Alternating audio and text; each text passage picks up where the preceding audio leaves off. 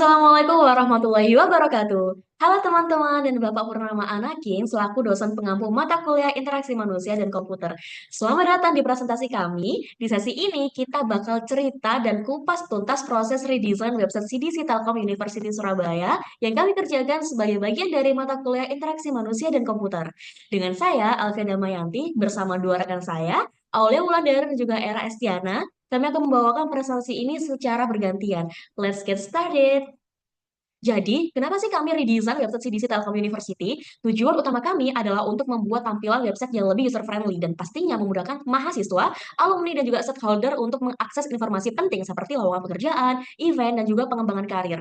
Proyek ini mencakup beberapa langkah penting mulai dari memahami kebutuhan pengguna, baik mahasiswa, alumni, hingga pihak internal CDC, dan juga melakukan analisis fungsi bisnis CDC, merancang UI yang sesuai dengan prinsip desain yang tepat, menyusun struktur menu dan navigasi, sampai dengan pembuatan style type dan juga storyboard. Dengan cakupan yang luas ini, kami ingin memastikan bahwa hasil redesign nggak cuma keren di mata, tapi juga benar-benar berguna dan juga memudahkan semua penggunanya. Jadi, sebelum kita masuk ke proses redesign, kita harus tahu dulu siapa yang bakal pakai website ini. Karena seapik apapun desainnya, kalau nggak sesuai dengan kebutuhan pengguna, ya kurang maksimal. Target utama pengguna CDC ini ada tiga. Yang pertama adalah mahasiswa aktif Telkom University, terutama yang lagi cari magang atau kerja, alumni yang tetap ingin terhubung dengan peluang karir, dan tentunya stakeholder internal seperti admin CDC.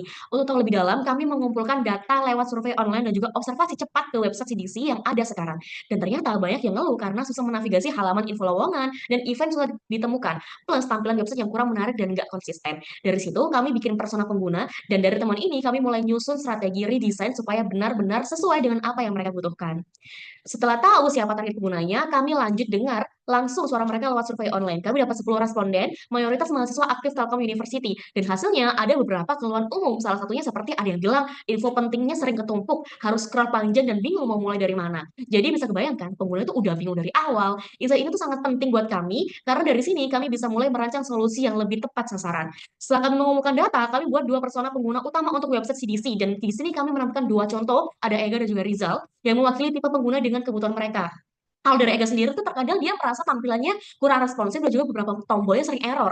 Tujuan dia untuk membuka website ini untuk menemukan lowongan dan juga event yang relevan dengan jurusan dengan lebih cepat dan juga nyaman. Kalau Rizal itu ingin informasi lowongannya itu lebih lengkap dan mudah diakses dengan filter pencarian yang lebih relevan agar proses pencariannya tuh nggak ribet. Nah, dengan kami memahami kebutuhan user, kami bisa lebih fokus mendesain ulang website CDC yang nggak cuma eye-catching, tapi juga benar-benar user-oriented. Nah, selanjutnya adalah step 2 yang dimana memahami fungsi bisnis. Di sini ada mental model yang menggambarkan bagaimana pengguna memahami dan membayangkan fungsi serta peran dari website CDC. Dari hasil survei, pengguna memandang CDC sebagai platform karir dan magang, digunakan juga untuk membuat CV dan portofolio, mengharapkan tampilan yang sederhana, informatif, dan mudah dinavigasi. Sebagian pengguna juga merasa antusias karena melihat CDC sebagai peluang karir, dan juga beberapa merasa frustasi karena navigasi membingungkan dan fitur terbatas. Selanjutnya ada pengguna aktif, yang dimana melakukan berbagai aktivitas saat menggunakan website CDC, seperti mencari lowongan pekerjaan atau magang, mengakses informasi event, membuat dan mengunggah CV serta portofolio, mengakses fitur tambahan seperti career development. Nah, meskipun memiliki tujuan baik, platform CDC juga masih memiliki beberapa titik permasalahan pain point yang dirasakan oleh penggunanya, yang dimana navigasi yang kurang intuitif, tampilan website kurang responsif di perangkat mobile, dan kurangnya fitur pencarian yang akurat. Nah, selanjutnya ada alur penggunaan web CDC Telkom University Surabaya. Nah, di sini pengguna memulai dari halaman login, lalu memilih jenis login sebagai mahasiswa. Jika belum memiliki akun, pengguna akan diarahkan ke halaman pembuatan akun. Yang setelah berhasil login, pengguna akan masuk ke dashboard, kemudian muncul pop-up ucapan selamat datang sebelum diarahkan ke menu utama. Nah, di menu utama, pengguna dapat memilih berbagai fitur yang tersedia. Ada lowongan, status lamaran, acara, sertifikat, dan survei. Jika memilih fitur lowongan, maka pengguna akan diarahkan ke tabel lowongan yang berisi daftar lowongan pekerjaan. Jika pengguna ingin memilih lamaran yang telah dikirim, maka akan masuk ke tabel status lamaran. Jika memilih acara, pengguna akan diarahkan untuk memilih tab yang dimana ada dua, yaitu tabel acara disarankan dan tabel acara berlangsung. Nah, jika memilih status acara, akan masuk ke tabel status acara. Pengguna juga dapat memilih sertifikat, lalu akan diarahkan ke tabel sertifikat. Jika pengguna memilih survei, maka akan diarahkan ke tabel survei. Lalu selanjutnya ada menu logout yang dimana pengguna bisa memilih tombol logout untuk keluar dari sistem dan akan diambil ke halaman login. Nah, selanjutnya ada step 3 yang dimana memahami prinsip desain UI, yang bertujuan untuk memahami bagaimana prinsip desain UI diterapkan dalam suatu proyek atau aplikasi. Desain UI harus konsisten, intuitif, dan sesuai dengan identitas visual aplikasi agar pengguna merasa nyaman dan mudah berinteraksi. Nah, untuk warna yang kita gunakan sendiri ada merah yang menandakan CDC yang digunakan sebagai warna utama dengan kode warna tagar C41E3A. Putih yang digunakan untuk latar belakang utama agar desain terlihat bersih dan terang dengan kode warna putih, tagar FFFFF. Nah, selanjutnya ada abu terang yang digunakan sebagai warna pendukung dengan kode warna tagar F1, F1, F1, dan tagar F5, F5, F5. Nah, selanjutnya ada tipografi utama yang dimana kita menggunakan Inter, font modern yang clean dan mudah dibaca, cocok untuk aplikasi digital karena tampilan geometris dan profesional. Nah, selanjutnya ada ikonografi. Icon ini dipilih secara spesifik agar dapat menggambarkan fungsi fitur secara visual dan intuitif. Ada lowongan yang dimana melambangkan pencarian atau eksplorasi terhadap daftar lowongan kerja. Ada status lamaran yang menggambarkan proses pelacakan lamaran yang telah dikirim dan statusnya. Lalu ada status acara menunjukkan aktivitas online seperti menghadiri webinar atau acara digital. Yang selanjutnya ada sertifikat yang menggambarkan pencapaian yang dapat diunduh atau diperoleh dari suatu kegiatan. Ada survei yang melambangkan kuesioner atau survei yang bisa diisi oleh pengguna.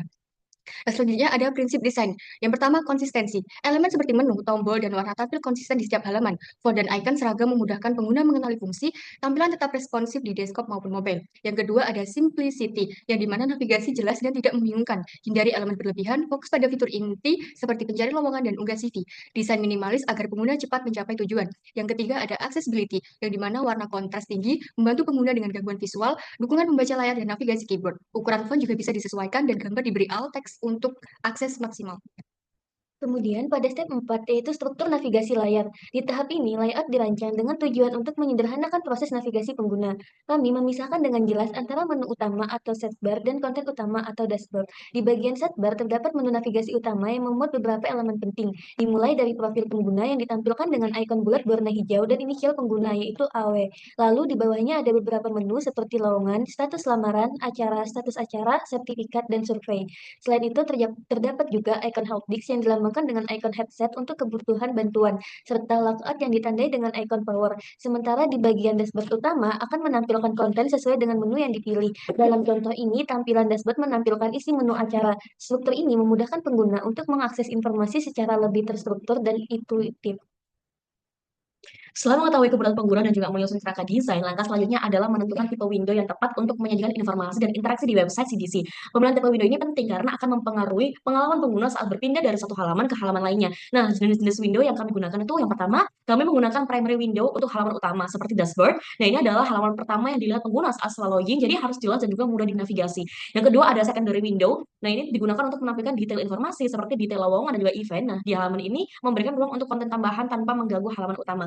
Dan yang ketiga, kami pakai model window untuk hal-hal seperti login pop-up, filter pencarian, atau konfirmasi logout. Jadi di window jenis ini membantu menjaga fokus pengguna saat melakukan aksi penting. Nah, sekarang mari kita langsung visualisasinya melalui prototipe dan juga storyboard.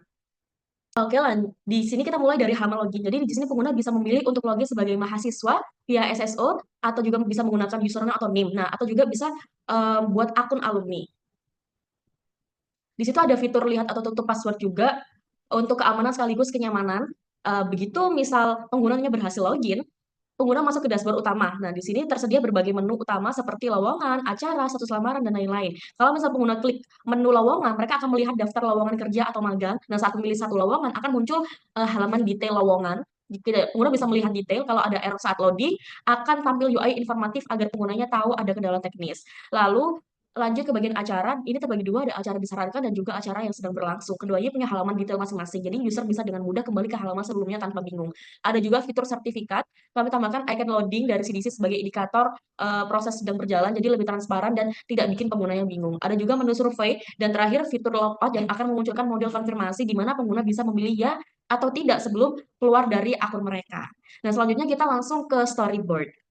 Nah, pengguna pertama kali masuk, ini untuk frame pertama di halaman login, di sini mereka bisa melihat dan menyembunyikan password seperti yang kami jelaskan tadi, serta memilih opsi login mahasiswa menggunakan username atau NIM, atau juga bisa membuat akun. Ini bisa kami desain agar familiar dan juga simple. Lalu, saat membuat akun, kembali ke login, kalau alumni belum punya akun, mereka bisa klik buat akun kan, lalu diarahkan ke form registrasi singkat. Setelah registrasi sudah selesai, mereka akan dikembalikan ke halaman login pertama. Setelah loginnya berhasil, pengguna tiba di dashboard utama. Di sini ada berbagai menu, mulai dari lowongan acara, status lamaran, sertifikat, dan lain-lain hingga logout. Dan kami buat layoutnya ringkas dan juga mudah dijelajahi. Dan yang keempat ada menu lowongan.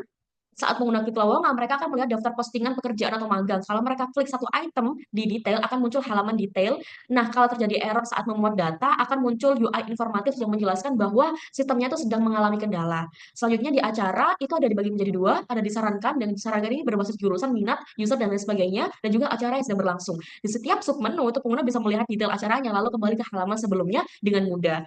Selanjutnya ada di sertifikat. Ketika mengakses menu sertifikat, kami tambahkan icon loading CDC sebagai indikator bahwa data sedang dimuat gitu. Ini mencegah usernya merasa websitenya itu nge-freeze. Selanjutnya di menu survei digunakan untuk mengumpulkan feedback dari pengguna agar websitenya bisa terus ditingkatkan berdasarkan pengalaman nyata pengguna. Yang terakhir di frame logout, ketika pengguna memilih logout akan muncul modal window yang minta konfirmasi untuk mencegah logoutnya tidak sengaja. Jadi user bisa klik ya untuk keluar atau tidak untuk batal. Dengan storyboard ini kami bisa memperkirakan alur nyata penggunaan sejak awal membuka website hingga keluarga. Jadi ini membantu kami menjaga konsistensi antar muka dengan memastikan setiap tindakan punya respon yang jelas. Nah, selanjutnya ada step 6 yang dimana memilih perangkat interaksi yang tepat. Ini merupakan bagian penting dalam proses perancangan UI yang menekankan pada kesesuaian antar muka dan perangkat yang digunakan oleh pengguna. Pemilihan perangkat input dan output sangat mempengaruhi kenyamanan, kecepatan, dan efektivitas pengguna dalam berinteraksi dengan sistem. Ada perangkat input yang dimana alat yang digunakan pengguna untuk memasukkan perintah atau informasi ke dalam sistem. Ada keyboard, entry text. Nah, ini tuh menandakan NIM, password, dan pencarian. Lalu ada mouse trackpad untuk navigasi antarmuka, mengakses menu hover, dan scrolling halaman. Touchscreen ini untuk pengguna mobile. Ada juga perangkat output. Perangkat output menyajikan hasil atau respon dari sistem kepada pengguna. Contohnya layar visual menampilkan seluruh informasi dari struktur situs seperti dashboard. Notifikasi visual, pop-up atau toast untuk feedback tindakan, contohnya login berhasil. Selanjutnya, di step 7, kami fokus pada komponen kontrol. Tujuannya adalah menyusun kontrol layar yang familiar, mudah digunakan, dan membantu alur pengguna yang efisien. Beberapa jenis kontrol yang kami terapkan yaitu pertama, tabel interaktif. Tabel ini digunakan pada daftar lowongan kerja, acara, dan sertifikat. Sudah dilengkapi dengan fitur pencarian untuk memudahkan pengguna menavigasi data. Tiap baris data tabel juga memiliki kontrol tindakan seperti lihat detail atau unduh sertifikat. Kedua, tombol aksi besar. Kami menggunakan tombol dengan ukuran besar dan warna mencolok. Contohnya seperti tombol login berwarna merah, tujuannya agar lebih terlihat dan mudah diklik. Ketiga, tautan sekunder dan bantuan. Pengguna yang belum memiliki akun bisa langsung klik buat akun. Tautan ini kami beri warna berbeda namun tetap menjaga hierarki fungsi agar tidak membingungkan. Keempat, pesan kesalahan. Kami menampilkan error message secara visual dan menggunakan teks yang ramah pengguna, agar pengguna bisa memahami kesalahan dengan mudah dan tahu langkah yang harus dilakukan.